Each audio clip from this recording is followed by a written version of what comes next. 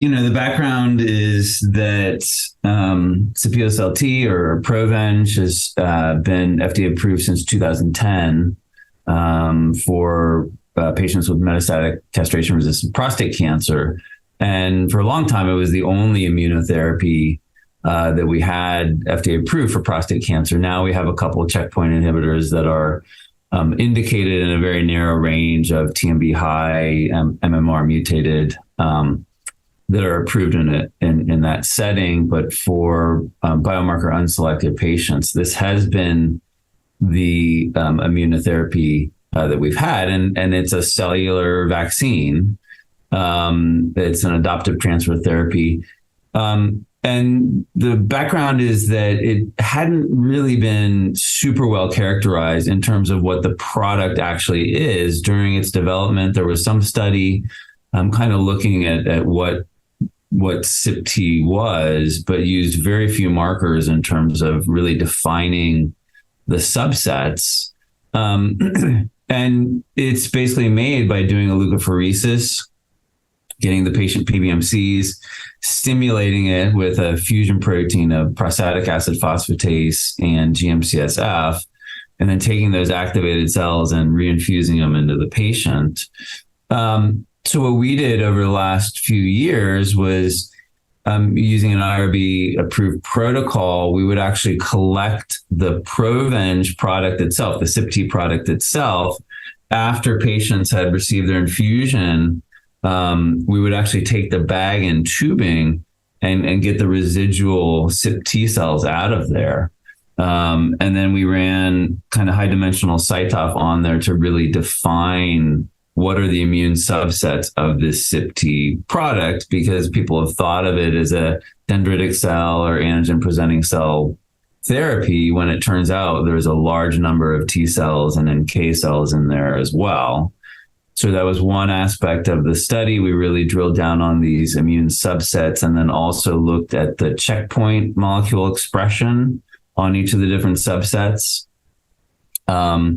and kind of saw some of those expression. We had previously done a clinical trial with SIP-T and IL-7, recombinant IL-7. So this was a randomized, controlled clinical trial in these prostate cancer patients. And we saw that IL-7 was expanding these lymphocyte populations, including NK cells. And we did see a little bit of a clinical impact. So we saw a lengthening of the PSA doubling time, and we saw a transient reduction in PSA compared to the control arm, and some increases in peripheral immune responses. So we think IL-7 was doing something as it expands the lymphocyte population. So what my lab then did is took these SIP-T products that we had collected and analyzed by CyTOF, and then looked to see how did IL-7 compare to a couple other cytokines. A lot of cytokines out there, but we had kind of picked IL-15 and IL-21 just because they've been shown to have activity against or should have stimulated NK cells as well as T cells.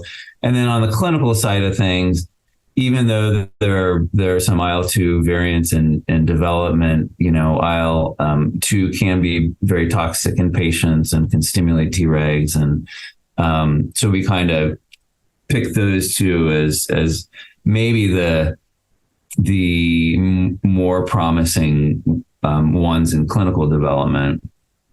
And when we looked at those three, we saw a clear a winner in IL-15 in terms of proliferation of cells and activation of these cells, mostly CD8 T cells and NK T cells.